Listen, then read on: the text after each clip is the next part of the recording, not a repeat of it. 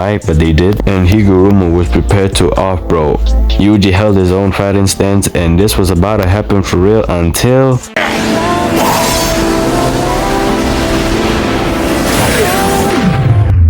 Damn, he really about to rock me. Yeah.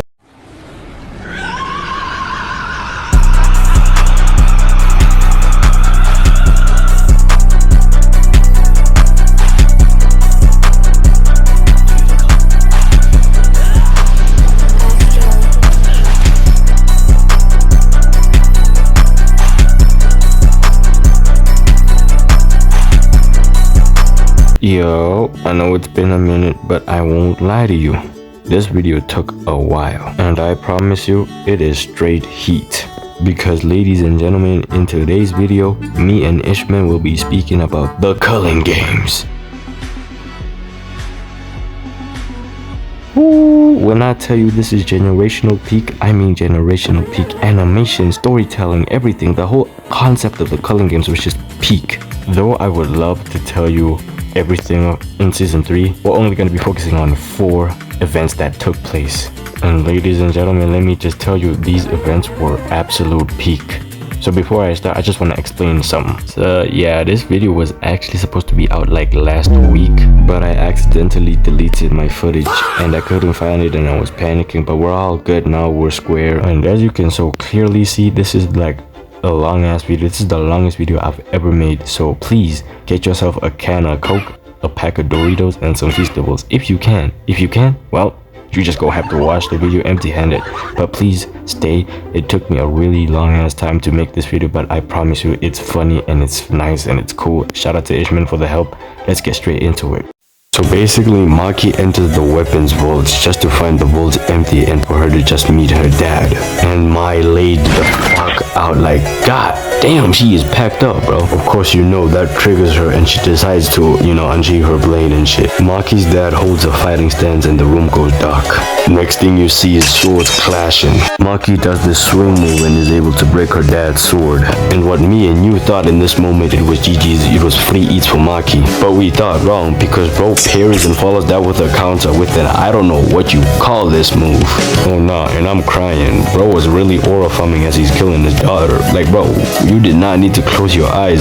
This is all for theatrics, bro. Bro was just dragging them, telling them how useless they are and how they're the reason why he didn't get to be the leader of the Zenin clan. Like bro, you're a grown ass man cried about a fucking jersey, yeah.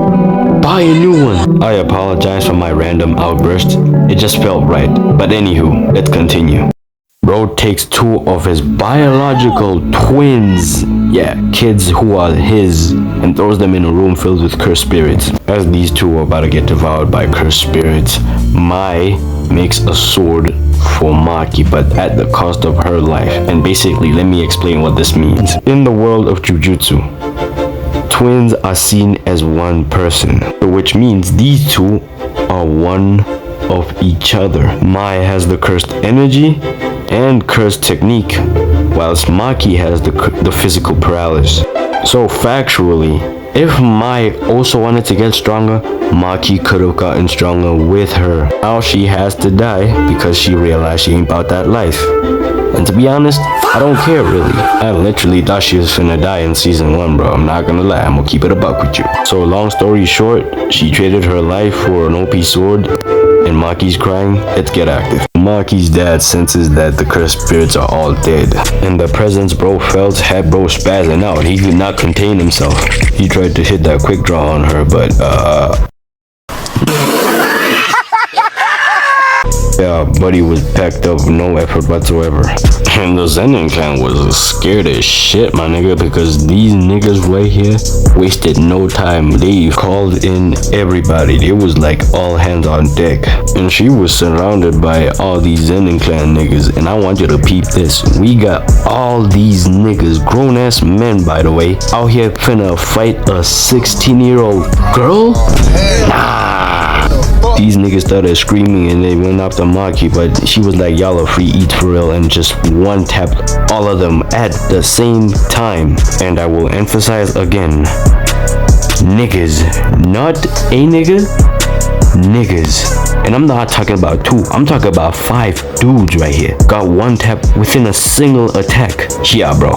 And she wastes no time and starts murking niggas left, right, and center, bro. God damn. Then we got John Kaiser with this I got this ab movement, and just look at what happens to bro. Hey, y'all, come look at this.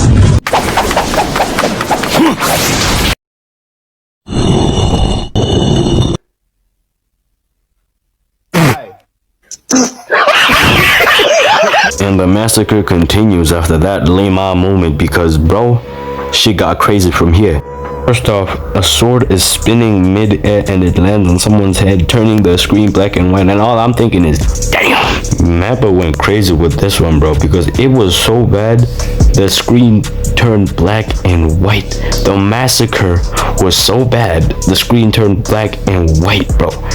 Oh my gosh, Mappa went crazy with this one, bro. I'm so sad they're leaving us, bro. Maki is so crazy. She threw her sword, the one with the jets. It landed on somebody's face.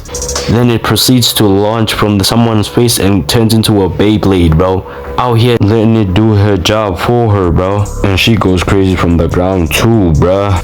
She jumps from the first to the second floor, and you see Buddy Boy over here is like, nah bro, I'm not trying to do all of this, bro. And all you see is just the absolute manslaughter that's happening behind these sheets, bro. Then she goes back to the first floor, does this knee slide thing, take out what I think is an estimate of 7 people in one go. Yeah, I know, bro, it's crazy. Oh, and you thought she was finished? No, because she proceeds to skate rather, on the blood of her ops, bro. Nah, this type of disrespect I used to see back in the Bleach days. If you know, you know. After all that sliding, she hits bro with this 1 tap move, bro, and it sends him flying. After all that, she walks up on these niggas for round 2, and the first thing she does is literally chop someone's hands off as they're holding the sword. That'll be important for later. But anywho, she continues to go crazy. And God bless this poor man's soul, because remember when I told you that flying sword thing is important? He so happens to be the unlucky one it lands on. I'm crying, bro. Didn't even die because of Maki, bro. Bro went out due to the laws of physics, bro.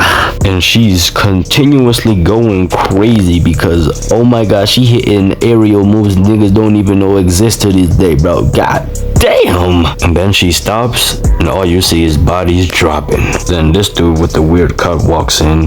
Then Maki gets snuck by this old geezer with the hands earth jutsu. I don't know what you want to call it, bruh. Then we get to see the trio who is considered them niggas in the Zenin clan. But from this point on, I'm gonna have to let the JJK narrative continue. Collection of sorcerers.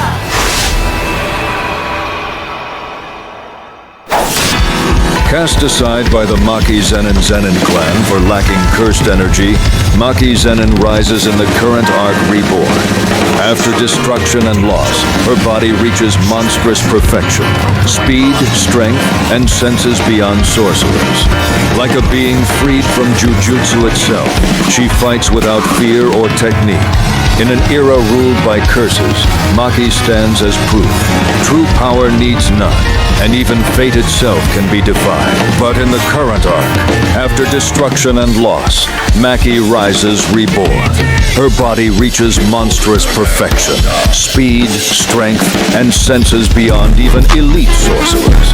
Like a being freed from jujutsu itself, she fights without fear, without hesitation, and without cursed techniques. In an era ruled by overwhelming curses and chaos, Maki stands unshaken. Have you no heart left inside of you? After witnessing such peak cinema, we finally get to the final battle. Naoya's bitch ass is here now. And they wasted no time, bro. I had to skip the flashback because just go watch the anime, dude. Like, why? And second, yeah, just go watch the anime, bro. Maki's counting Naoya's attacks and Naoya's on some you ain't no told you. Like, bro, damn. And I'm not gonna lie, Naoya's curse technique is very cool and hella fast. I think he's the fastest jujutsu sorcerer alive. I mean, just look at this. This is amazing. The problem with it is just it does little to no damage. Like, damn. But then you might ask, but Frosty, How does his attack do no damage when we can literally see blood? I'm so glad you asked. All the damage Maki is taking is from the debris, bro. Yep, it's from the debris. Cause peep how she's getting dragged across the fighting ground and all she's doing is counting, bro. Damn. And after all that, Maki decides that she's finna attack, whilst Naoya is out here zooming, thinking that he got it. Then bro pulls up for the finisher, but we get this cold ass scene from Maki. Let me just play the clip. 24 times, right? You and old man Naobito aren't just fast, there's something off about your speed. You were creating 24 motions per second. I can finally see it after obtaining this body. You imposter!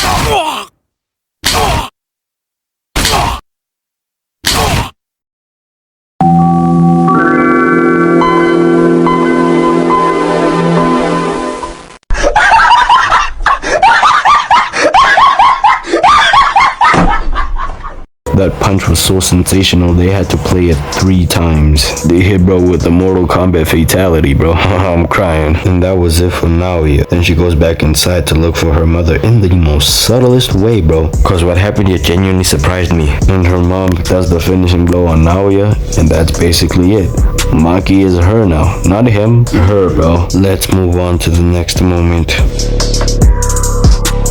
Now for this segment, it's different. We got a 1v1 and it's Mago Yuji versus Higuruma for real. Now the whole point of this fade is because Yuji wants Higuruma's 100 points, yeah. Before we get started, I'm gonna have to let the JJK narrator explain Higuruma's curse technique. Hiromi Higuruma was once a lawyer who lost faith in justice until the Culling Game awakened his curse technique. His domain expansion, deadly sentencing, traps opponents in a courtroom where judgment decides their guilt. A guilty verdict can summon the executioner's sword, capable of killing in one strike. A genius feared for his intellect and power, aside from Satoru Gojo, of course. Well, there's nothing to say much, then he got it. With all that being said, let's get active. In Higuruma's domain expansion, Yuji gets accused of going to a casino underaged.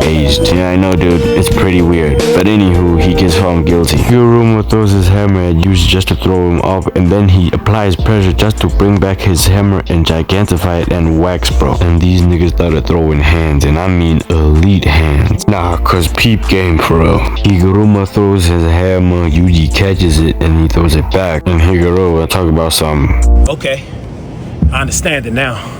First time he misses, the second time he misses again, the third time he tries to swing it, bro, but Yuji dodges, but that left Yuji vulnerable. Higuruma's like, I bet, free eats, and he throws his hammer.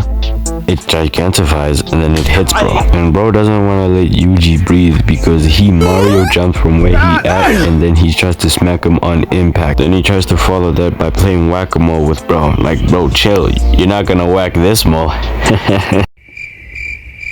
Get it? Cause like Yuji's the mole and he's the guy that whacks.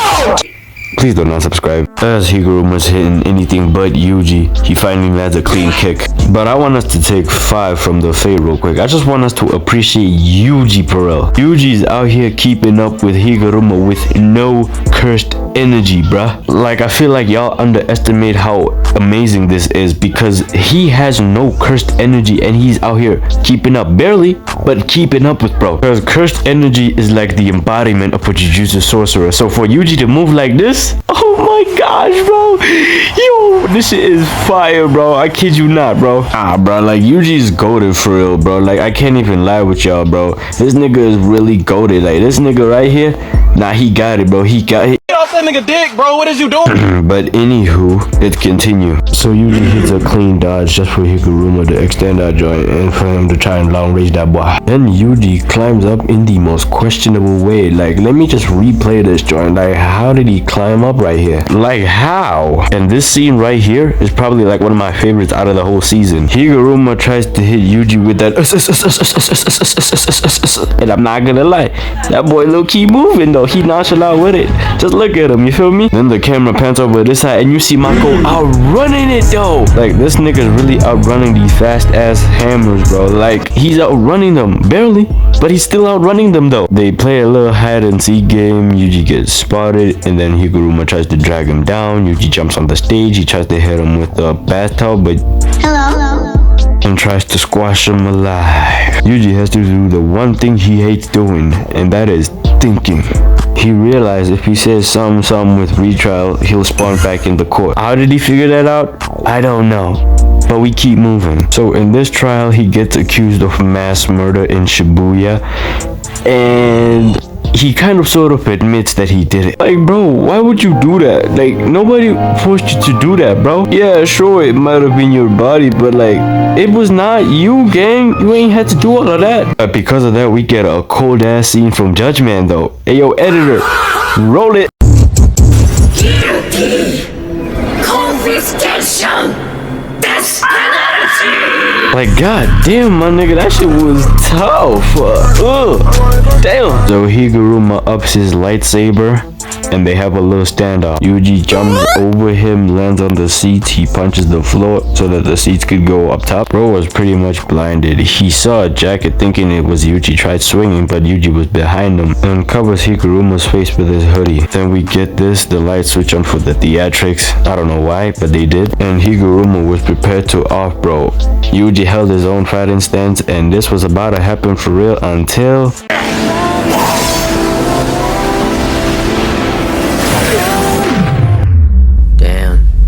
He really about to rock my shit. Yeah, Higuruma ended up giving bro his 100 points. That's basically everything. Let's go to the next moment.